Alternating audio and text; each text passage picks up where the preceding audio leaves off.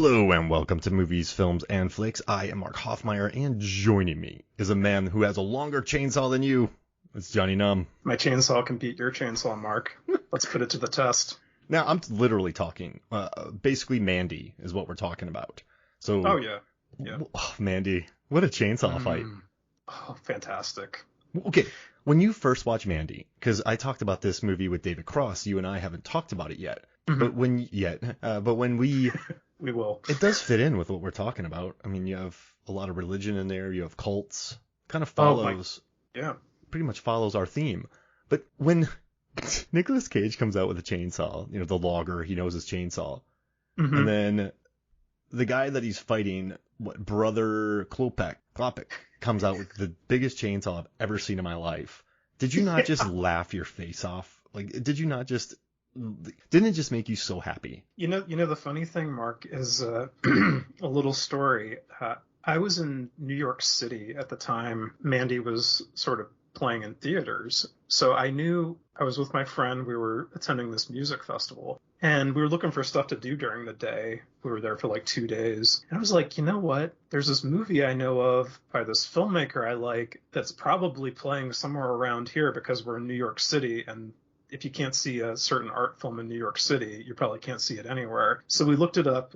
We went to one of the IFC theaters in New York, and we were sitting in this full house of people. And that moment where the guy, Nicolas Cage has his saw, and then the guy drags his out. I think the whole house just went up in laughter, basically, like this shit moment, But it was so absurd, just the hugeness of that saw. Yeah, it makes me so happy. Mandy is one of the gnarliest movies ever, but there's moments where Nick Cage just rips a gigantic line of cocaine while fighting Cenobites in a home with dead people and porn. It's a vile scene, but you just can't help but just laugh because he just rips the largest thing of cocaine I've ever seen in my life, and and he also takes a huge unadvised hit of that bug juice, and he has the hallucination of a lifetime. And it just when Mandy starts laughing at Linus Roach, and that movie is a stop laughing. Oh, that fragile ego of his. But yeah, it's But so if y'all didn't notice by the title of this episode, Johnny and I are doing a rare sort of ranking or draft. Normally we talk about movies like Green Room, First Reformed, The House That Jack Built, Only God Forgives. Tons of Only God. Oh, that's such a good episode. I love that episode. Want to fight, Mark, with the chainsaw? Oh, what an episode! And we've covered some really cool flicks. Super Dark Times. Had a lot of fun themes that we've covered in our episodes. But one day I was talking about chainsaws, and then you came at me with this beautiful list. I'm like, all right, we're doing an episode. A year later, we're getting to it. But here's the thing, this is fun. This movie, your list got me to watch the Texas Chainsaw Massacre 2 for the first time ever. It got me to watch Motel Hell. For the you know why this episode came out is because I did a White Fire with the Forgotten Film Cast with Todd Liebenow. So I watched that, and then we talked about chainsaw fights. White Fire. So you can go listen to that. And you sent me the list, and then I was like, okay, well I'm gonna do this too. So I watched Motel Hell for the first time. I learned about Tiger on Beat, which is an amazing film. I also figured out that there's a JCVD has been in a chainsaw fight, which is incredible. I was doing research for another project, and I learned he had a chainsaw fight. So I know on the surface it's a chainsaw fight in movies or chainsaw fight scenes in movies draft, but I learned some cool stuff, and I really like Texas Chainsaw Massacre 2. I can see why audiences wanted to fist fight it, and I can see why Canon Films hated it, and I can see why it helped send them under. But it is so assured in its campy tone that you kind of have to admire it. And Motel Hell too. Oh yeah, absolutely. Both of those films, Mark, are they're kind of in the same class of movie, I would say. Motel Hell is a bit of a ripoff of the original Texas Chainsaw. A wee bit. Just a tiny bit. You got the pig mask and everything. I hated Texas Chainsaw Massacre 2 the first time I saw it because I was like, well, this is BS. This isn't the Texas Chainsaw Massacre I know as the gritty, scary movie from '74. And years later, I came back to it and I was like, oh, I get it now. It's like, okay, the first film was like relatively subtle and the title was a bit of a marketing thing. Well, here's what we're going to do with the sequel. We're going to give you that massacre you wanted so badly, and we're going to go so freaking far over the top with it. You're not going to believe your eyes as to all the carnage you're seeing and all the over the top acting you're seeing in this movie. Yeah. It is so but it's over the top the entire time. Oh, yeah. Which is difficult to do. And I think if you can stick to a tone, then I got to admire it because they capture it. Texas Chainsaw Massacre 2 is bonkers. It's like a rated M graphic novel. It's like totally over the top, basically. Yeah. And just seeing Dennis Hopper with a chainsaw and 2 side chainsaws. It's like seeing a guy with a machine gun and then 2 6-shooters, but chainsaws. Mm-hmm. Yeah. It's incredible. Boys. All right. So hey, how about we do this? Because we're talking. Yeah. I'm all over the place, but let's start talking about it. So which one do you want to talk about first from your list? What do you want to talk about? I don't have any real. Mine aren't in any real order, so I'll just let's just go with White Fire. White Fire. Just because we're gonna both be just singing White Fire periodically throughout this episode. So if you haven't seen the movie, it has its own theme song, and it's another really messed up movie, but for different reasons than we usually talk about with movies. Oh man, can I know this is your movie, yes, but can I explain the plot? Please do. Okay, so you have Bo and Olga. They are brother and sister, and Olga. They're working for jewel people. They steal jewels, they sell them. But one day Olga is killed and Bo's just terrified by it. So he goes he's wrecked by it. So he goes to a bar, he meets a woman who kind of looks like Olga. Then they take her to this, I don't know, spa retreat, aka magic plastic surgery, aka face-off machine. And they switch the woman he meets back to his sister so that they can go undercover to take out these people. And then it's just him falling in love with a woman that looks exactly like his sister. And what I'm not saying is that before that, he was all about his sister. Yeah. So it's about... It wasn't unusual for him to look at her naked and say, oh, if only you weren't my sister, or something cringy like that. Jeez. Yeah. And this movie takes a turn for it because they're in this big gunfight. They're being chased for these diamonds, and they end up on this shipyard, Johnny Num, you want to go from there?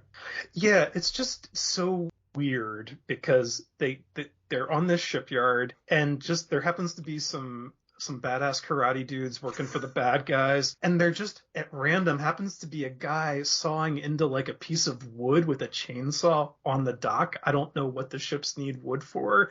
Maybe he's a lumberjack that got lost and is homesick for the Pacific Northwest or something like that. I don't know, but he I guess the guy runs away or something. He picks up the saw and he just starts laying into these guys with a chainsaw. It's like disembowelments. There's blood flying all over the place. It's like out of a horror movie. It's like a Mandy moment kind of in this weird movie. So yeah, it felt like this very cheeky, fun, breezy movie. And then when Bo guts a guy, and then also too, while they're fighting, Olga just takes a spear and just straight goes through a guy with one of them, just murders him. Like people. I feel like these thugs were just looking to fight. Like these thugs weren't looking to kill. And then Bo and Olga just started murdering them. It's like, hey man, this wasn't the rule. Yeah, no, that's how I felt too. I was like, oh, well, this started off as kind of the movie starts dark because it shows the father getting burned up with a flamethrower and the kids see it. It's very disturbing. But then it's like everything turns out okay years later and they're diamond thieves and okay, what is it? Brother and sister chemistry and dynamics are stronger than the horrors of mutilating someone with a chainsaw, maybe. I don't know. They're killers. White fire! White fire! Yeah, it's so weird. It's just you'd like to talk about the random chainsaw action. Why is there a chainsaw on that shipyard? It's like and the director was French and the movie was set in Istanbul. So you have all this weird clash of culture stuff going on. Robert Ginty's an American actor, who plays Bo. It's just so bizarre. It's like the director was like, oh, I saw all this stuff in action movies. oh, I want to throw a little bit of a slasher movie in there early on, but I don't know. I listened to the interview with the director on the Arrow disc. It's very fascinating because he's like his rationale for that movie is it's interesting. Yeah, and then Fred Williamson pops up. Oh yeah, and you can't tell whether he's a good guy or a bad guy. You don't really know what his deal is. I love it. No, that's yeah.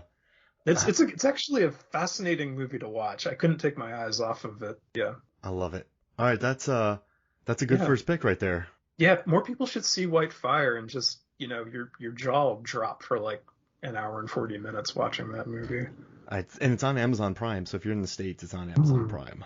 But that Arrow disc is worth picking up, and I think it is 50% off right now. So if you're looking for an insane film, yeah, White Fire. Oh, I love that song. Yeah, it's like I was trying to categorize the chainsaws in the movies I was watching. Like what type of, not like a brand or like a style of chainsaw, but the White Fire chainsaw is like the incendiary chainsaw or the random chainsaw or something like that. It's a chainsaw that did not exist, until a couple seconds into the scene, and you never see it again after that scene is over with. Yeah. And then you never see the guy either. He's like, man, my chainsaw is a murder weapon. And just throw it into the ocean. Nobody will find it. Yeah. There's a haunted chainsaw movie after that. Ooh. Yeah, I'd like that. It would be like Rubber, only with a chainsaw instead of a tire. You like look over and you're like, wait a second, I see it. Wait, is that moving towards me? You're like, wait, what was that? It's like this suburban dad's in the garage, and he's looking at the chainsaw. He's going through some boxes, and then he looks again, and the chainsaw is like turned in his direction, like it's looking at him. And then the ominous music starts. Oh man. Then they open up the garage and it's just all blood. Yeah. And then the chainsaw is gone. They like zoom in on where the chainsaw was, but it's moved on to its next victim. So the tire is made of rubber, so that's why it's called Rubber. Yeah. Right? What would the chainsaw movie be called? Metal, Blade, Oil. Blade. Starring Wesley Snipes. Chainsaw Blade. There's actually a movie called Blades, which is about a killer lawnmower on a golf course. I've heard about that. Is that Trauma? Yeah, it's not very. It's actually, the third act is good because it goes into full on like Jaws parody territory, but like the first 2/3 are kind of a slog. Yeah. Trauma. Yeah, it's a Trauma movie. All those movies so long. Yeah. That is a valid criticism. You watch it like Romeo and Juliet in those movies, and you're like, come on, guys. Hey, you get to see James Gunn's humble beginnings before he became king of DC and Marvel, but yeah. Man, when he got announced for Guardians, I'm like, the dude from Slither is directing a Marvel movie? Yeah, yeah. Robert Downey Jr., like, they used to take some pretty cool chances. Paid off. Yeah, yeah. I mean, I thought, I really actually thought, to get way off subject, like, the Suicide Squad felt really it felt closer to, like, the stuff he was doing before he got, like, the Marvel gig. It felt a little more like a Super or a Slither because some of the stuff was, like, so over the top in the Suicide Squad compared to, like, the Guardians movies, I thought. So. I love the Suicide Squad. It's insane. Oh, it's fantastic. Perfect. Such good characters in that movie, too. What a movie. I haven't talked about that on the podcast yet. I think Norbert wants it, so I'll let him have it. Hey, whatever. Yeah, I just need to rewatch it because it's been a while. Hey, Norbert out there, Johnny Num's trying to take your episodes. You know what, Norbert will win the episode by doing his impeccable Keith David impersonation. And Mark will be like, "I'm sorry, Norbert wins. Yeah. He has the better Keith David impersonation." Then you bust out a better one that you've been working on for years. And Norbert goes, "I bowed before you, Johnny Num."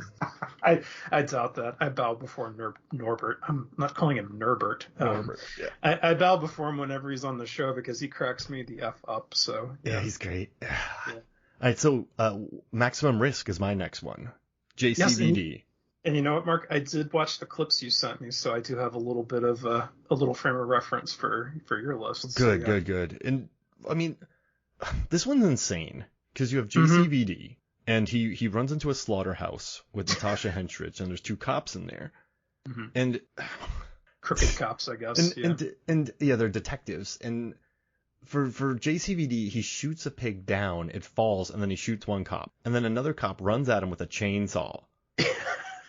And it's a chainsaw fight. The guy's trying to kill JCVD with a chainsaw, and he's failing because there's pigs everywhere. And the floor's slippery, too. And the floor's super slippery. And it's like, you know what I love, too? The way the guy gets the chainsaw is JCVD delivers one kick on the guy, and he goes flying about 30 feet. And then he's like, okay, well, I need a weapon. And it's just, it gets to this point in this fight where JCVD pops this detective in the face who's trying to kill him with a chainsaw, and the guy slips back. JCVD uses a meat hook. And opposed to just like swinging over him and grabbing the gun, he swings over the guy, then he attaches his legs to the meat hook, and he's hanging upside down while the meat hook carries him to a gun that's laying on the ground. Then he picks up the gun and he shoots the cop twice in the knees. While the cop is shot in the knees, and he saws through an entire pig. And you just have to down the middle. Yeah. And you just have to sit there and watch as this guy who's been shot in both his legs saws through an entire pig, while JCVD just stands straight up like he gets off of the meat hook. But like, who wrote this? Okay, man, I got JCVD and these two out of shape cops. What we're gonna do is they can't fight JCVD, so he has a chainsaw. But then JCVD, he could just kill the guy, but he doesn't because, you know, whatever. So he gets on this meat hook and he goes upside down and grabs a gun and shoots the guy. And you're just, I think I included this one because, I mean, the chainsaw action is quite weak, but I've never seen JCVD hang on a meat hook upside down to grab a gun and shoot a guy upside down in the knees. You know, it is like, now that you're talking about it, I'm trying to go back and piece together the logistics of how he even got in that upside down position on the meat hook and how he affixed himself to the meat hook in the first place. Now I just don't know at what point that happened. So he's on this table and he pops Paul Ben Victor in the face, Agent Pellman, and he pops him right in the face. And he falls back and slips, and then JCVD grabs onto a meat hook, and then he jumps over the guy because the guy throws for some reason he decides to throw a chainsaw strike that's perfectly parallel with the ground. Yeah. And he misses JCVD completely. While he's in there, JCVD flips his legs up. Oh, okay. And then upside, because he sees the gun fall after the face punch. And then so he jumps on it, then he quickly puts his legs up and then hangs upside down because of his core strength. Wow. Okay. All right. I agree with you, Mark. The chainsaw action is a bit, this could be like maybe the desperate chainsaw. I don't know. It's the reaching for the nearest thing because you lost your gun and you don't have any line of defense, line of defense. And he just cranks it up immediately. It's an electric saw, and then there's a cord to it, but then they get rid of that. But it's... I didn't notice that. But here's the thing. It's a chainsaw fight in a JCVD movie. And and then he kills a guy by hanging upside down on a meat hook that's sliding. Like, all he has to do is kick the guy in the face. It's the weirdest, most complicated. That must have smelled that room. Like, why they put all those pigs in there? They're probably prop pigs. Because I once had to transport a whole dead hog in the back of an Audi SUV in Santa Monica, and I had to drive it to like Santa Clarita or something. And I had to buy a tarp. And then, so for some reason, the people rented me an Audi SUV. So I rented a tarp. And I bought a bunch of ice, and I got this gigantic pig, a heritage pig, and I put it on the tarp in the back of a beautiful Audi SUV, put all the windows down with ice in hot California sun, sat in traffic, ate some In-N-Out burger, dropped it off, and then I had to drive like 2 hours back because of traffic. So whenever I see a dead hog, I'm like, that smells. That's not pleasant. Because I had to drive with that in the back of an SUV with the windows open, inhaling fumes for a very long period of time. You know, you bring up a good point with that. Because I can only imagine it. I never, they looked real to me, but I've never seen a prop hog before. So I'm probably not in a good position to disclaim and I've never been in a slaughterhouse either. So, yeah. Like, you got to keep the room refrigerated. Oh, yeah, because it's going to stink. Yeah. Yeah. And like, if I owned a butcher shop, a hoggery. A hoggy? A hoggy? get a hoggy at Subway? No, you could go to the back of the hoggy and get a whole pig. Like, you got to keep it cool. So it's just insane. It's insane. Like, it's JCVD, bro. Just put them in a room. Just put them in a room with somebody. And then let them do some splits. That's all the audience wants. They don't want to see a pig fight. Mark, you do get a split. That carcass gets split. So, I mean, you do get a split, just not in the way you expected, so. Like, but we had to sit there for like 15 seconds while he saw through that whole hog. I did think that was an interesting choice on their part. Like, It's not even particularly exciting to watch the guy saw through the hog, because it's not really, the hog's already dead. He's gonna be dead in a second. So why are we just standing here waiting for? They could have like cut different, maybe edited it differently. I don't know. but either way, we have a JCVD chainsaw fight, so we got to do it. That's fine. And now I want to watch that movie proper because I love Natasha Henstridge too. So. Oh, she hates that movie, by the way. Oh, really? Yeah, she can't stand it. She's like, okay. She doesn't have very nice things to say about it. But Oh, whatever. I'll check it out anyway. Yeah, do it. Do it. Yep. All right, so what's next? You know what, Mark? Well, I mean, we already brought it up, but let's go with TCM2. Texas Chainsaw 2, the ultra cartoonish, ultra violent Tom Savini over the top makeup effects movie that wasn't what Canon Pictures probably envisioned for a sequel to the Texas Chainsaw Massacre. Tobe Hooper did him dirty. Like they didn't want this movie, and he just made this movie. So I know they gave him carte blanche to do what he wanted. But it's like, Toby, bro, like, we needed this, and you made this, bro. Like, yeah, because it did bomb, didn't it? Oh yeah, and we gave you money for Life Force. Like, well, he got even more money for Life Force, which I think that was a year earlier, I think. Yeah, and then he goes and makes Texas Chainsaw, like the one thing that could save Canon Films, and then I bet you they watched TCM2 and went, we're dead. It's over. Toby killed us. You know, I understand why the film has its cult following. Actually, it might be a bit more than a cult following at this point, because it got a Scream Factory release years ago, and Vinegar Syndrome recently put it out on 4K to much acclaim. You know, I've come around to that movie. I like it for what it is. I rewatched the scene near the end where Dennis Hopper comes out. He's going crazy. He's tearing down the underground lair with one of his chainsaws. But then he sees Leatherface, and it becomes, again, sort of like Mandy. It's like, my chainsaw is bigger than your chainsaw, so we're going to see who walks out of this thing. Dennis Hopper sticks his big phallic chainsaw up through Leatherface's stomach, and Leatherface is still kicking with his chainsaw, while Dennis Hopper's going at him, his big chainsaw, with two of his smaller chainsaws. It's ridiculous. It's like you almost expect him to like take a pocket knife sized chainsaw out of his back pocket at some point. It's like, I still got this. Yeah. He's a tiny little chainsaw. It's sort of like it's a Swiss Army chainsaw. Oh, that'd be amazing. Yeah. Well, no, remember that chainsaw from Hot Shots Part 2? He has one of those. That's my God. Okay. All right. Even though that came out afterwards. But like during this scene, yeah. Pa, the cook, right? He gets sawed in the butt. He takes a chainsaw to the butt.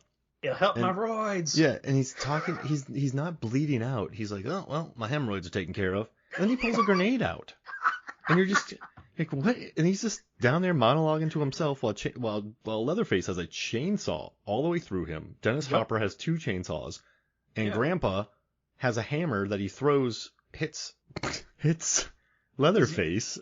Yeah. And then he dies, and then you have an entire subplot involving Stretch and Chop Top. Yeah. With another chainsaw. And the craziest scene, though, I think in this movie is when Stretch is trying to start the chainsaw, and Chop Top is just slicing the daylights out of her. And she's just down there trying to start it. And then she finally starts it and gets him. But that's a gnarly scene. This is a gnarly movie. But it's so camp. Oh, yeah.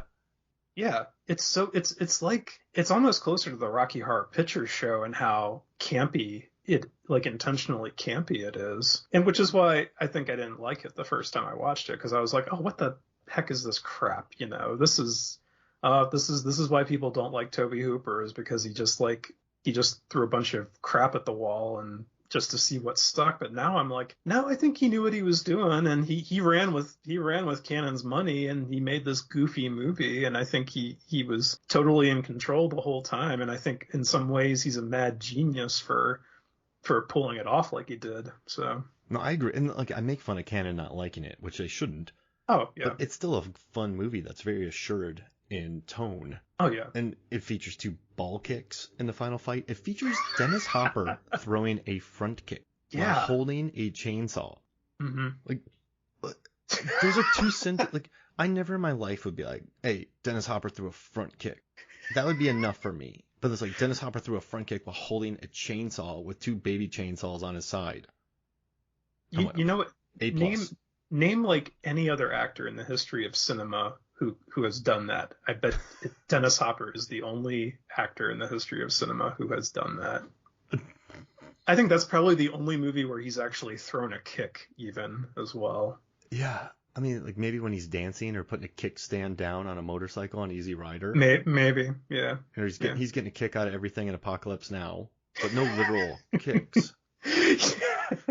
Yeah, I mean he's whacked out and he's getting his kicks off of something, but yeah. Like in his fight scene in Speed, he's crawling on top of a train to keep him from kicking. Yeah. No actual kicking going on there. It's lots of inhibitions to kicking in his movies. Wait, he was a drunk dad in Hoosiers, right? Does he kick anything there?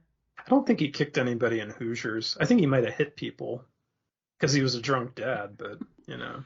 I mean, in Blue Velvet, he hits Isabella Rossellini a bunch of times, yeah. But I don't think he kicks anybody. And he hits the gas too. Oh, on the car, yeah. Yeah. So yeah, he's not a kicker. He's a hitter though. Yeah, he's definitely a hitter. He hits. Dennis Hopper is he hits hard. But this movie, there's lines in this movie, right, where they're like death eating a cracker, or God, or like like what did they say, the working class man, God's kick him right in the balls, and my favorite band's Skinny Puppy. They sampled the hell out of the dialogue in this film on some of their albums. Like, you got that last slaughter on tape, you play it on the radio. It's a dog eat dog world, and from where I sit, there just ain't enough damn dogs. Those lines. It's kind of like what Rob Zombie wants for all of his movies. Kind of that, yeah. but much more graphic and horrifying. But a lot more F-bombs. Yeah. I have a new data article idea on that one. Oh my gosh, yeah. I like I'm the Lord of the Harvest, and then a chainsaw fight breaks out on top of a table. You know what's great? Hopper bringing in the sheaves. I wonder what Dennis Hopper was on in that movie. But when he took the high ground, I lost my mind. I'm like, Dennis Hopper has 3 chainsaws. He just threw a front kick, and now he has high ground on Leatherface. Doesn't he like jump up on the table too? I think he jumps up on the table. He doesn't like climb a chair onto the table. He's like, he's on that table. He's a spry man. He's down to mess some Leatherface up in that scene. Yeah. Oh, I love it. That's a perfect pick, and I'm so happy I watched the movie. Yeah, I mean, that's one of the chainsawiest of chainsaw movies I think I've ever seen. So I love when he goes into the chainsaw store too. Oh yeah, and he's like holding them, feeling the weight, like tossing them up in the air. It's like this whole thing. Hopper go crazy, and then he went and did it. I was wondering to myself, what was the symbolism of Hopper using the chainsaw? And I guess it's because he knew that because Franklin in the original film was his nephew or something. Franklin in the wheelchair was the relative, so maybe he was like, okay, my nephew got killed with a chainsaw. Well, I'm gonna take you guys down to hell with your own weapon, kind of thing. I don't know. Just take a shotgun. I mean, it would be a little easier, yeah. You would have a little bit of a distance advantage there too over.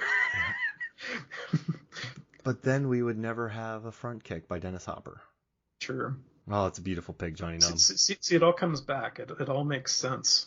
So you have a beautiful pick, and I'm gonna pick a terrible one. But it's because of one very specific scene in Halloween Resurrection. Oh, God. So there's a scene where Sarah Moyer is battling Michael Myers. She's running from him. She's hiding from him. She slips on some blood. She finds a chainsaw and starts it very silently. I must add. She doesn't even prime it.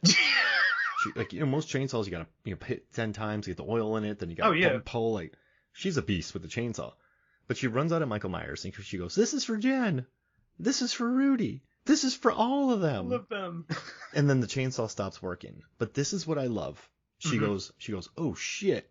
And she takes the chainsaw and throws it at Michael Myers. Now, here's the thing. Chainsaws aren't light. And they can still cut you when they are off. So this is one of the few movies where a chainsaw is just thrown directly at a villain. and it's quite successful. Yeah. So I like the industriousness of her, and also causes like she cuts cables, which starts a fire because of the gasoline being knocked over. Yeah. Yeah. And yeah, but it's a terrible scene. The dialogue is very bad. But I love the chainsaw throw. I do. I love the chainsaw throw because, Johnny, you and I are fighting, and I just wing a chainsaw at you. I wing the chainsaw from Mandy at you. You're gonna hate it. I'm gonna be walking away with that thing's gonna be so heavy. I'm gonna be on the ground with it on my torso, and I'm not gonna be able to get up. It's like, hey, Mark, come on, come back, take this big chainsaw off me, man. Mark, it was all in good fun. I didn't mean to kill Mandy. Come on. I got chainsawed. Wait, Mark chainsawed you? Well, it wasn't working. He just threw it at me. So now I got a chainsaw laying on me. Yeah. You show up with like a black eye to work, and you're like, what happened? Chainsaw. No, that's very real. I was in a tree once chainsawing in Florida. And so what my dad would do is like, Mark, go up in that tree and chainsaw stuff. So I didn't even think about it. I'm like, yeah, I'll go up there. But I didn't have it started. So this is a true story, Johnny Numb. And listeners, I don't know if I should tell it, but I was pulling on the chainsaw thing, and when I was pulling it up, I didn't think, and I hit myself right in the where. Oh. In the top of a tree with a chainsaw, and I almost fell out of the tree. How high up were you? I was quite high. Okay. Like it wasn't. I'm not talking like I wasn't on top of like a large elm. Yeah. I wasn't in the redwoods, but it was a good height. You would have it would have caused damage if you would have fallen. It was at least 15 feet in the air. Okay. Yeah. And then but I just it was bad. And then I was up there going, oh, like chainsaws. You don't mess with chainsaws. You don't mess with them.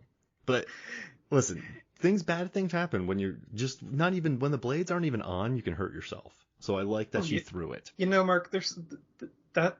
I didn't know why you picked that one, and the throw is unique. Right? The throw is a unique aspect to these movies we're talking about, because none of my movies have a chainsaw throw. I was like, why is Mark bringing up this terrible movie? But to go back to what you were saying, when she gets up into that control room, I swear this must have been a Dimension reshoot or something like that, because she literally crawls into like this little crawl space area, and it's dark, and you don't know where she's going, and then you just hear the chainsaw start up. So I was like, did she know there was a chainsaw in this little alcove in the floor? And she just magically comes out with this chainsaw that I was like, wait, what was there some... I know, I'm asking too much, but I was like, was there some detail at the beginning where Busta Rhymes was like, yeah, Mikey, I got this chainsaw in my control room. Yeah. In case of emergencies, extra crispy, or something. Ooh, I like your Busta Rhymes. I don't, but thank you. I do think his attack on Michael Myers was very effective, because Michael Myers has never dealt with such an aggressor. Maybe Laurie Strode in H2O, but he also spin kicks him. Michael Myers doesn't know how to defend a spin kick. Yeah. He's more used to getting like shot at or stabbed or whatever. Yeah. Or just people crumbling. And here he has Busta Rhymes just drilling him in the face with a spin kick. So I feel like the logistics of that, like that makes sense to me. Like, so I do like that scene. That's my favorite scene in the movie. Like I like that fight. I do. Earnestly, because it makes sense to me. Michael Myers is a bully. Bullies aren't used to getting spun kicked in the face. Yeah, bullies are usually like kids are like trying to like yell at them and use bad words and stuff like that, like, to ill effect, or, Yeah. Yeah. Not get a spin kick to the face. Get stuff thrown at them like a chainsaw, Yeah. Yeah. But I did it. I added a chainsaw throw, my friend. And you know what? I felt like that was like the Deus Ex chainsaw, because I was like, you don't know where the chainsaw came from. It was just there, and it was convenient to give Michael Myers a few slashes, and just, oh hey, it accidentally hit these wires here and started a fire, so we can end the movie, or get close to ending the movie. Anyway. This is for everyone. After all these characters you didn't give a crap about, that was so cringe. Oh, that was so cringe. Yeah, it was. I saw that in the theater, Mark, and I will tell you, it is one of only a handful of movies I wished I'd walked out on, because it was so bad. It's killing Laurie Strode with the laundry and that line. So I'm not going to mention the movie because I don't want to hate on it, and I kind of enjoy it. But there's a scene where it's a movie where someone gets asked how they're doing, and the person goes, "Oh, I'm doing really well, thank you." But like it's the weirdest line read. Like it kind of breaks the fourth wall a little bit, because it's an actual answer that you would give. I don't know why, but it's the weirdest. Those two are some of the strangest line reads I've ever heard. Tell me what that movie is after the show. Okay, but I enjoy it, and I want to watch it Okay. again. But it's a strange line read, so I'm just gonna Yeah. go with that. Okay. What's your third pick? Well, I'll mention this one. This one popped into my head, and it's not a very well liked movie. We were talking about Rob Zombie a little bit earlier, but it's 31, which was his crowdfunded movie from 2016, and it's basically like it's a bunch of people kidnapped and put in the fight for their lives against a bunch of circus-esque sideshow sadists who want to kill them, while a bourgeoisie panel sort of oversees this Halloween night game. And you have these two clowns literally who like wield chainsaws, and the characters at one point get in a chainsaw duel with these dueling clowns with their chainsaws. Psycho Head and Schizo Head. And Schizo Head, yeah. Played by Lou Temple and David Uri, and they sell it like they're going full bonkers. Oh yeah, they're ugly, awful guys. Like, everybody in that movie is horrible. You know what's impressive about this is the syrupy noises when the chainsaws hit a body. It's like. Oh well, when they I keep forgetting about this scene, probably because I block it out because it's so horrible. But they find the victim like all bagged up or whatever, and one of the guys just like basically seems to do a ritual sex act with a chainsaw on this poor person. It's very nasty. It's interesting. I think in this movie, something I didn't like about it the first time I saw it, and I've grown to like it with a couple additional viewings. I know the general consensus is not good on it, but the editing is so messed up in that movie. It's like a lot of close-ups, a lot of quick cuts. It's hard to tell sometimes what's going on. There's a lot of shaky cam. And during that scene, it's interesting because he's doing all this cross-cutting between the two fights going on with the chainsaw clowns. And I like the scene because it's like, in one way, it's like you kind of can't tell what the hell's going on or who's winning or whatever. And I kind of like that about it. You're kind of like left as disoriented as a person probably would be. It wouldn't be like Dennis Hopper and Leatherface and Photograph the way it is in Texas Chainsaw Massacre 2, where you see everything so clearly and everything is framed very well. It would be much more chaotic and visceral. So in a sense, I think maybe that's what Rob Zombie was going for. Like, make it seem a bit more visceral, a bit more real. Like, if you were in this situation, how would it go? It would probably be clumsy. It would probably be nasty. And, you'd probably be frantically fighting for your life, picking up whatever you could to get between you and these freaking psychos. Yeah. And I definitely know why he did that, because the movie had, a $1.5 million budget, and it's a lot of movie. So by the shaky cam and all the smoke and the close-ups, you can hide the background. You don't have to do much lighting, and you can shoot really quick because you don't have to choreograph too many moves. So you just got to make sure you get all the coverage. So, I mean, I guess it makes sense based on how low budget the movie is. But the one thing I liked most about this one is that Psycho Head and Schizo Head, they're actually good with the chainsaws. So in some of these movies, I mean, if you and I chainsaw fight, it would just be people would just walk away from it. They would just be like, this is terrible. And I mean, I would say maybe Tiger on Beat has it good too, but like these two guys know their chainsaws. And I do like the fight. Like, I do like that Venus, one guy gets cut in half by Venus, and then Panda decapitates another dude. Like, okay, brother. Like, everyone gets hurt in it. But I like that the two, like, it's basically 2 against 4, and then it devolves into 2 against 1, 2 against 1. There's 2 chainsaws and fighting other people. But then the other groups, they sort of work together. Yeah. And they kill these guys. And so it's actually pretty fun storytelling. Like, there's good kidney punches, there's ear biting. Oh yeah. I do. We talked about this. I want to, like, in most zombie films, everything's nasty and horrifying, but it's a zombie film, so is it horrifying and nasty? Like, and I think that's bad because you've almost become desensitized to things, and that was what was so great about Devil's Rejects, is it puts you in a horrifying state of mind. But now you're like, oh, I'm gonna go watch a Rob Zombie picture. Oh, that's cute. Mark, I will say this. When I went to see 3 from Hell in the theater, the audience reaction kind of horrified me, because I think there were people in the audience who were like, yeah, let's watch the Fireflies kill people and let's cheer them on as they're killing people. And I was like, I was kind of sinking into my seat because I was like, oh, I don't think that's. I even feel like Rob Zombie's probably not quite going that far with his affinity for those characters. Like so Terrifier kind of shit. Where yeah, people are like, oh yeah, Art, kill that lady, put salt on her. yeah, exactly. Yeah. Yeah, So but I'm sorry, I cut you off no, there. no, no, no, no. Please do. I love a Johnny cutoff, but it's just not with a chainsaw. But yeah, No. it's. Well, I think the scene does work though because these guys are horrifyingly nasty. But you set up a cage which separates the two of them. So I mean, it's thought out. And I do Yeah. like that these two guys are actually good with their chainsaws, and it takes teamwork by the other groups to take them down. And so it's good. Like, it's a good chainsaw scene. It's a very good chainsaw scene. And I'm glad you picked it, because going through it again, it's on Tubi right now. Okay. Cool. I found the scene, I watched it. I can't watch anything else because it's just such a nasty movie. You got to be like in a weird mindset. But you know what? I can watch Devil's Rejects because I feel like it's actual art, but I don't think 31 reaches that, so it's kind of hard to just casually watch it.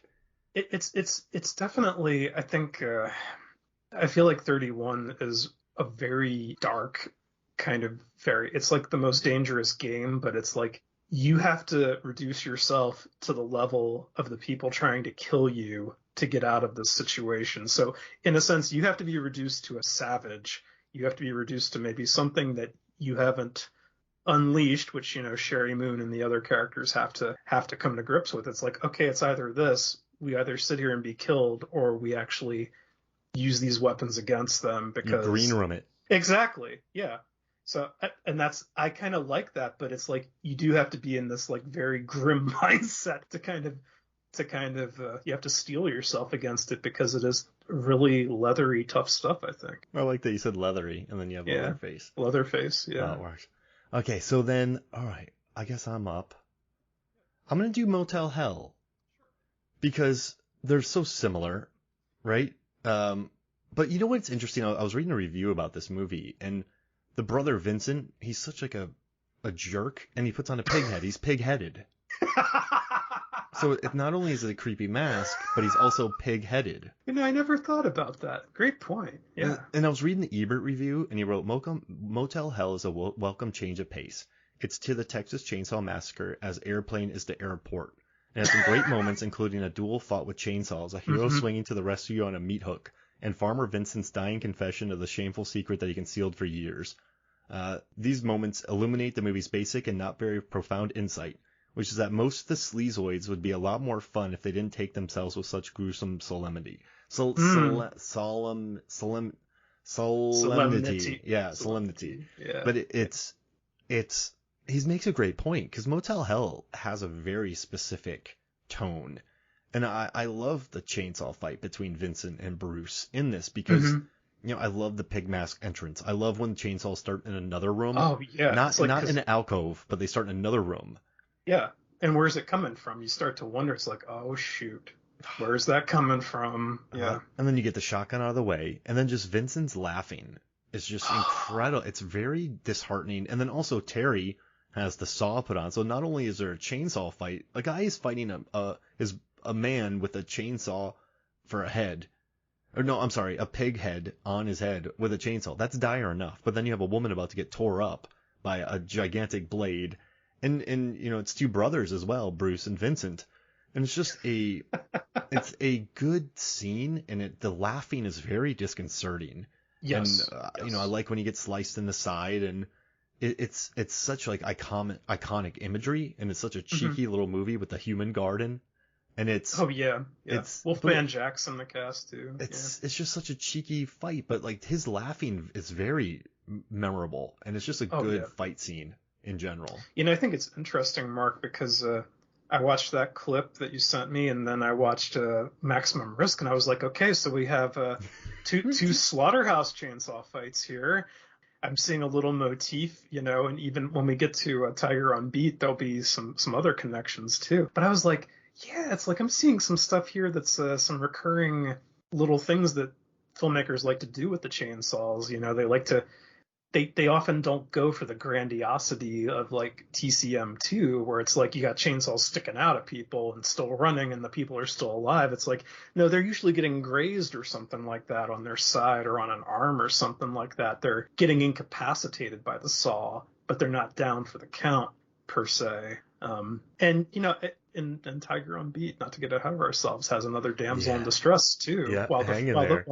the fight's going on. And I totally agree with what you said about the pig mask. I think that whole chainsaw fight is my favorite part of that movie. I think the pig mask is terrifying, and the laughter makes it even more terrifying. To me, it freaks me out. And I don't know what it is about that, but just the fact that Farmer Vincent's not talking, he's just laughing hysterically, because it probably wasn't Rory Calhoun in that outfit wielding that saw, but it's just like, because you just got that blank split pig head with that grotesque exaggerated face that looks, it looks like some caricature of a slaughterhouse severed pig head kind of thing. So it's disturbing in that way, and then you add the chainsaw to it, and it's just good fight, but sort of the same thing. It's like get the guy's gun out of the way and make him fight with something else. And he gets knocked down with a pig head. Yeah. Bruce hits Vincent with a pig head, and Bruce goes down, and Vincent goes down. I mean, a pig head to the head would take you down. A pig head to the head of a head that's already wearing a pig head. That's double pig. That's double pig head hitting your head. So it's like the extra pig-headedness knocks down Farmer Vincent. It's like there's too much pig-headedness, so he's felled by his pig-headedness. And his brother gets rid of his pig head and becomes the hero. Yeah. He's throwing his pig-headedness at his already pig-headed brother, thus knocking him out. With his prior pig-headedness. Without his...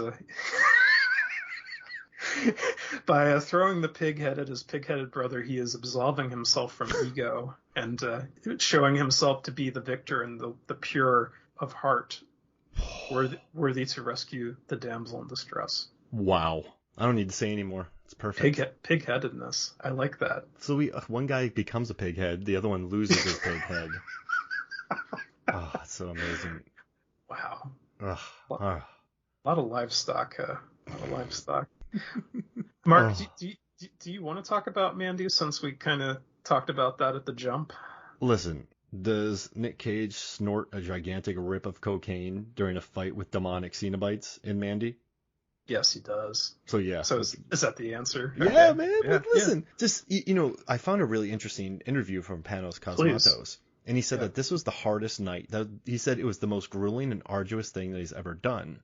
He wrote, something that I wasn't willing to compromise on in that scene was that I felt there needed to be an elemental aspect to the scene of just smoke and wind blowing through the area. Mm-hmm. And when you have that little of time, because it's a very low budget film, every element you add to that is just going to compound on top of you. The smoke machine kept breaking. The fan kept on breaking down. It was the most emotionally taxing, physically taxing night that I've ever had. And so, that makes sense too, because of the middle of a quarry. It's at night, and you are making all this atmosphere. So they probably couldn't afford a massive tube of death, which I've talked about before, just a big tube that you put a smoke machine in and it can shoot out, and then the fans blow it to evenly distribute it. Yeah. So they probably had to just get smoke machines, just set them up, and then have fans blow. But I mean, if you have a big industrial fan, and then you don't have a generator, and you don't have enough power to do it, you could maybe blow a circuit.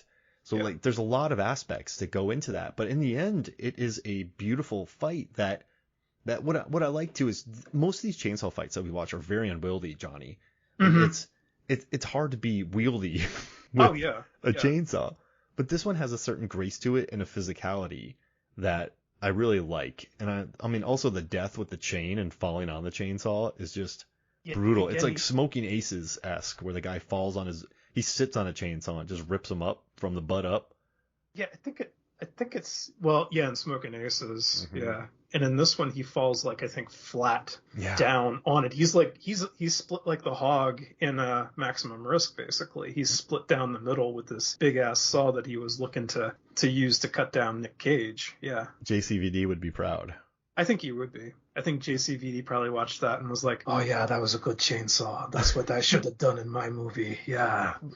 Would you say this is the most artistic chainsaw? I think Mandy as a whole, I think it straddles that line between. I hate how cheesy this sounds, because I think other people have said it. It straddles that line between art house and grindhouse. On one hand, it's like this. There's a lot of gritty WTF scenes going on in there, like you mentioned before, like the cocaine rip, the porn, the fight with the mutants in the living room, all this stuff. And then you have these beautifully framed shots that, are just so artistically done. This action that is so meticulously choreographed. Yeah, I forgot what your question was. What was your we also question have again? Richard Brake. He's in 31, and Yeah, Mandy. he's the drug manufacturer who owns the pet tiger. Oh, About him. man, what a great look that guy has. And just, he's such a good villain. Or not a villain, he's just such a great presence in these movies. He's really good in 31. Oh yeah, absolutely. I think 31 is. I think Rob Zombie was like, I think Rob Zombie kind of wanted to give him sort of a Tarantino kind of role to sink his teeth into. That wasn't just because he has that whole speech at the very beginning of 31 that he addresses directly at the camera about in hell everybody loves popcorn or whatever. He's talking to that poor guy tied to the chair. But I mean, yeah, he's got that. I'd like to meet him sometime at a convention because I just want to like say, yeah, you're great. I think it's cool that he works with people like Panos and Zombie because obviously he, I think, sees the artistry in their work. And he's in Barbarian, he's in Doom, he's in Batman Begins. Like, he pops up in a bunch of just really random films. I forgot he was in Barbarian. When are we getting a Blu-ray of that? Yeah, so a producer said once that they actually recorded a commentary for it, and he said that it will be coming sometime. Oh, okay. I don't know when, but we need it. I want it. It's been like almost, I think it was September it came out last year. Give me a Blu-ray. I think he just announced it. They're Really? They're trying. But why not? I'm just wondering what the holdup is. Maybe we're spoiled with the stuff hitting disc now 3 months after it's in the theater or less. I don't know. We need it. We do. I need a commentary. They filmed that movie in, were they Hungary? Like they built that that's not filmed in Detroit. Like they built that entire city in a European country, which makes me really happy. Oh wow, I didn't even know that. Yeah. Jeez. It's so cool. That's awesome. Oh. All right, let's see. I guess I'll go. I'm going to save my gnarliest one for last, but I'm just going to do Gremlins real quick. Oh, yeah. Which, I mean, Joe Dante has said that he kind of added it as homage to Texas Chainsaw Massacre. And the thing I like most about it, there's some new things, right? You have, I think the most devious is when Stripe is trying to chainsaw through a wooden baseball bat. Yes. Like, it's such a funny visual. And then when the lights come on and Stripe's like, oh man, the chainsaw pulls Stripe away, which makes me really happy. Like the propulsion takes him away while he's holding on to it, going like, oh no. It's just a beautiful little scene, and I just love the visual of a chainsaw sawing through wood. Mm-hmm. It just makes me very happy, So I mean, just seeing a wooden baseball bat, seeing Galligan fight, seeing him take a crossbow before it. Oh yeah, he gets shot with an arrow. That Stripe is nasty, man. Yeah. No wonder this in Temple of Doom caused a PG-13 rating. Oh yeah. But it's I don't know. There's two reasons why. The chainsaw pulls Stripe away, and I just love. And then also Stripe's like yeah, and you can also hear it starting too, which I like. It's out of nowhere hear it starting. Yeah. And so that that's another fun trope, like in Motel Hell. But just seeing him sawing through a wooden bat, like a tree. It's so literal and beautiful, and it's in a sports store, and I had to add it. And we needed a monster with a chainsaw, too, not just a human with a chainsaw. So I wanted to have a monster with a weapon. Good call, Mark. And something about that scene is like, by the time the lights get hit, it's almost like when you watch a cartoon and you're watching a beaver like go through wood. It's like a tornado kind of, and then it's like the wood is shrunken down because it's just chewed through it so fast. That's kind of what the bat looks like. It's like in a cartoon where the beaver like really chews something like the Tasmanian devil fast, and then it's like just whittled down to nothing. But we got something else going on here quickly. This, even though it's a smaller chainsaw, it's a testament to the heaviness of a chainsaw, which you mentioned before, and how films often don't treat chainsaws as being heavy. So you got this gremlin, and even though it's a smaller chainsaw, he's getting dragged across the floor because of the propulsion of the saw, and because it's I had to add it because we didn't have any monsters with chainsaws, so I was like, we got to do it. It's perfect. Perfect. No, I think that's a good. And I actually totally forgot there was a chainsaw in that movie, so I'm glad you picked it. I just like the bit of him sawing a wooden bat. Like it's so cheesy and it's so beautiful. So I had And to it, add and, it. and it feels like it goes on for minutes. It's kind of absurd. You're just like Zach Galligan's sitting there. It's like, okay, I hope this bat doesn't give. Yeah, And in yeah. Motel Hell, it's laughing, and in this one, Stripes is like, yeah, yeah, yeah, chaos, death, chaos, death, chaos, death. So it's, Stripe would have fit in with the Carnival Freaks in 31. oh yeah, He's oh got that sadism about him. yeah, it's a great, it's the sadism. Yeah. Really is a sadist. Yeah, he's just nasty. He just exists to cause suffering. Even in the second movie when he turns into that giant spider. Oh my God. Yeah. Yeah, yeah, I love it. It just exists to cause suffering. Like there's no redeeming quality to Stripe. He's like, I will No. shoot you. You just want to see him taken down in the worst way. That's why it's when Gizmo is driving that pink Barbie car, it's like, yeah, Gizmo, go kick his ass. And Yeah. then Phoebe Cates saves the day, which makes me Yeah, happy. absolutely. Ah, Yeah. all right, so we're on your last one. Okay. All right. Oh, we're right? Yeah, we Oh. are. And now you switched it up. I know. But I I want to switched like say 3 times. Yeah. before we get done, we realize that Evil Dead, the original Texas Chainsaw Massacre, we know that Ash is an all-time chainsaw Of hero, course. but everyone knows about Ash. So like I kind of wanted to cover something different. Now, Mhm. I also love that you went from Friday the 13th Part 6, and then you It have was 5. 5. You have 5 and 2 with chainsaw scenes, which makes me really happy. And I know we dropped Friday the 13th Part 2, but like let's give Ginny some props. Like I love Ginny. She's my favorite final girl. so she escapes, runs to a car, then she gets out of the car, runs into the woods, then she hits Jason with a chainsaw, then hits him with a chair, then she tricks Michael and she attacks him, and then like she's a beast. Yeah. Ginny's a beast, and she uses mind games on Jason. I love that. That is something I think is so cool, is how she impersonates Mama Voorhees to tame the savage beast. That is such a Freudian psychological, and she's a child psychologist, and she's working with a brutal guy who probably has the mentality of a child. It's brilliant. And she kicks him in the balls too. Oh yeah. And that's one of those times when it's like back when slashers were kind of realistic. It was like he actually grabs his balls and like doubles over. He's down for the count for a couple of seconds. I'm like, man, that would be longer for me. You're like, oh, Jason's got balls. Yeah, it's like, you just go, Ginny. I'll catch up, man. My balls, they hurt. Yeah. We need to do the best groin strikes in horror cinema. The ode to the nut shot. But yeah, I wanted to give Ginny props before we got out of here because she's just the beast. So I wanted to do that. Yes, it's my favorite Friday the 13th film too. Released the year I was born, so I love it even more. Yeah. I have the Friday the 13th box set with it, and I think there's a commentary with the second one that I need to listen to.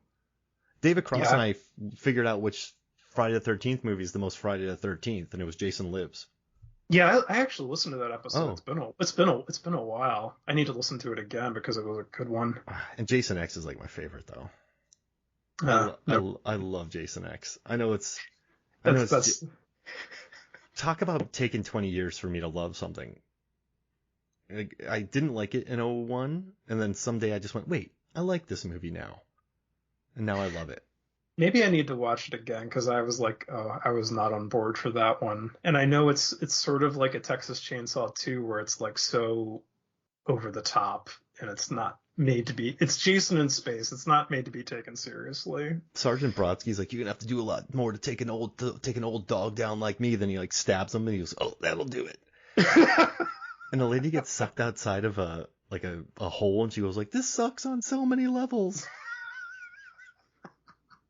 Oh man, I did like the David Cronenberg cameo at the very beginning. That was like totally that talk about a random appearance in a movie. But, yeah, he gets stabbed. Yeah. Oh, beautiful movie. All right, so what's your last film? Well, my last film is a Spanish American, maybe Italian co-production called Pieces from 1982. And the two taglines for this film, one is, you don't have to go to Texas for a chainsaw massacre. And the other is, it's exactly what you think it is. So have you seen this one, Mark? So I just read about it. Yeah. I'm seeing the poster and I heard about the 10-year-old. I heard about the kid who's abused by his mother, and then she makes him put away a jigsaw puzzle of a nude woman, so he hacks her to bit with axes, and then he tears her up with a hacksaw. Yeah. And there's a Collider article that says this 1982 horror movie has more chainsaw kills than Leatherface. And I'm interested in this pieces. Yeah, it's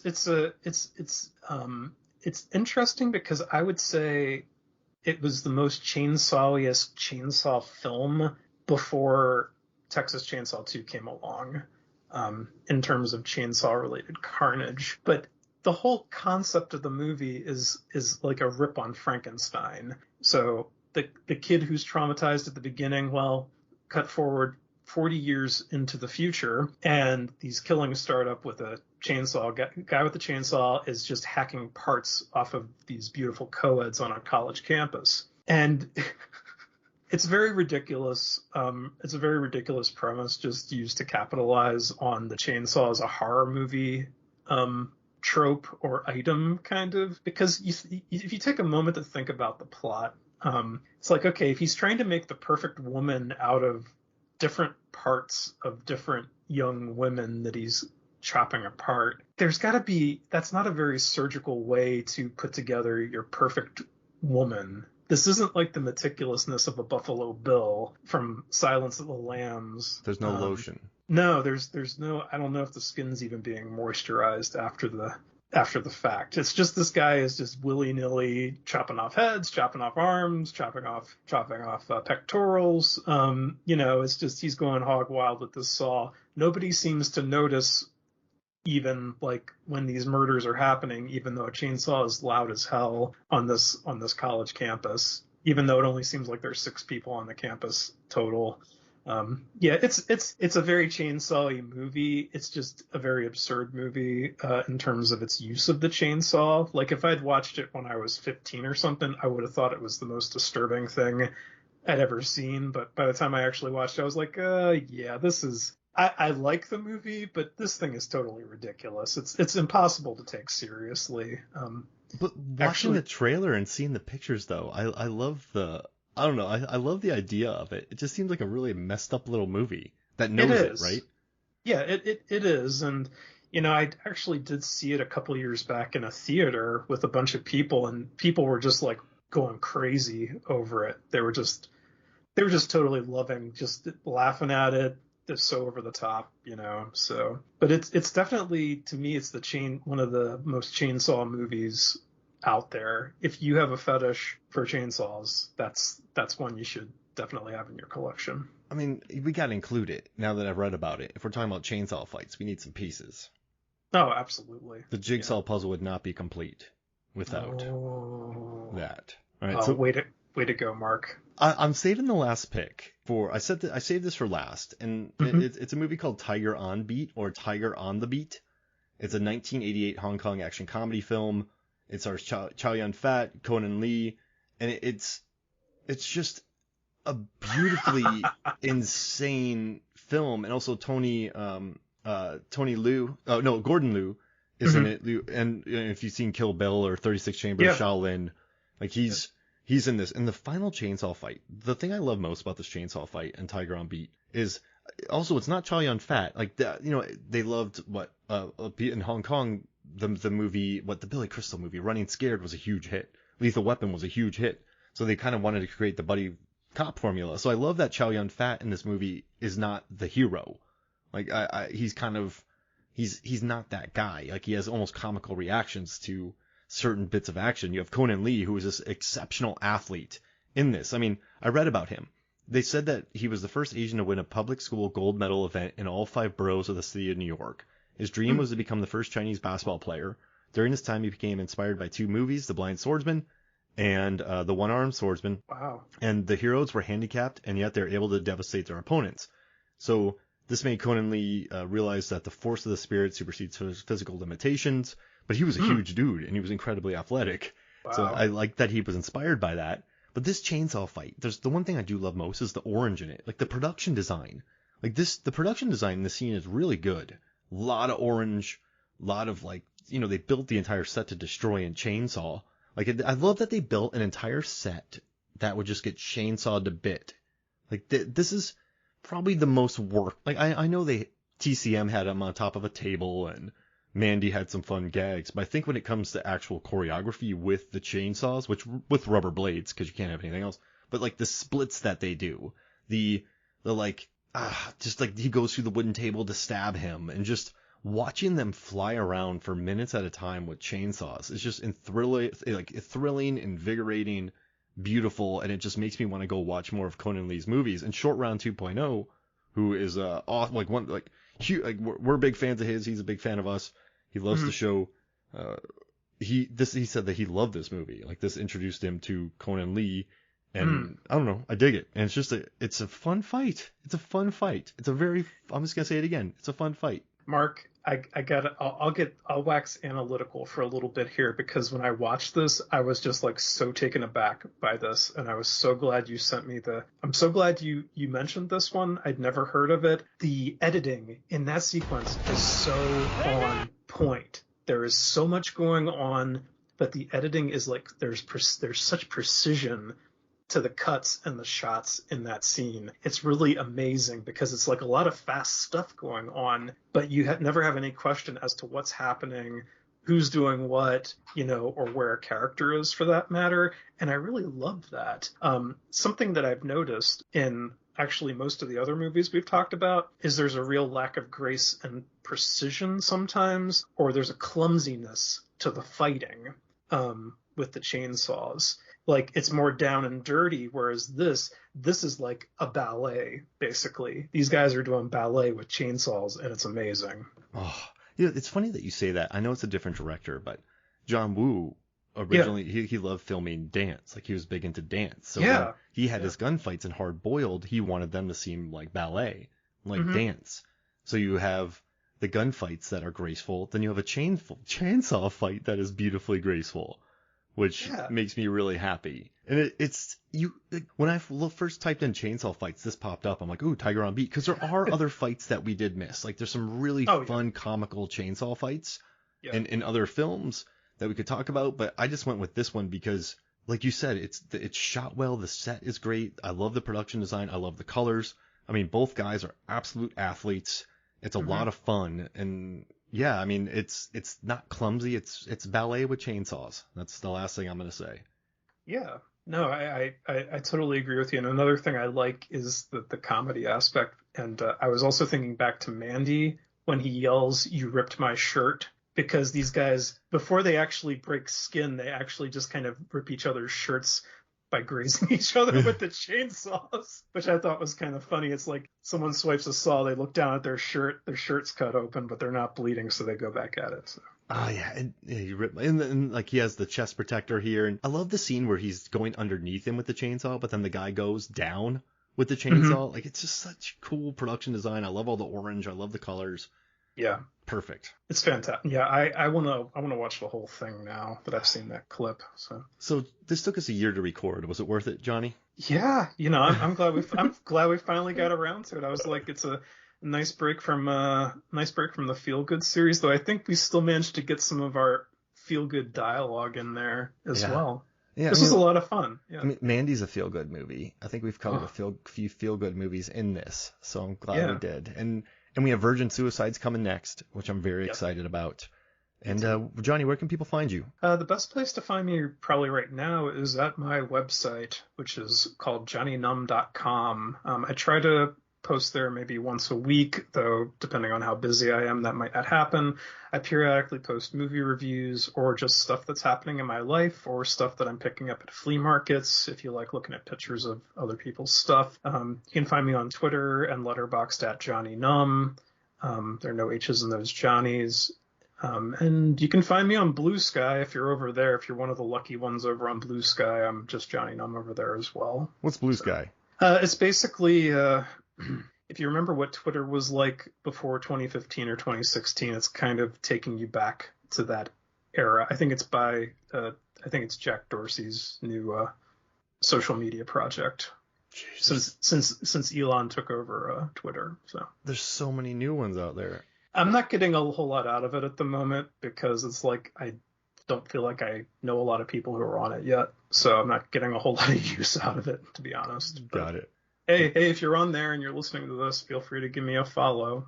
We'll see you on Threads. Oh gosh, I just think about that movie about the nuclear bomb blast, and I stay far away from Threads. You know. All right. Well, hey, this was awesome, Johnny, and I'm so glad we did this. And we're gonna get you back sooner than later to do Virgin Suicide, so you won't have the long Johnny break in between this, because I know people are fiending for some Johnny Numb. So. Well, I know I'm fiending for some Johnny Numb. Well, this was awesome, man. Thank you so much for joining me.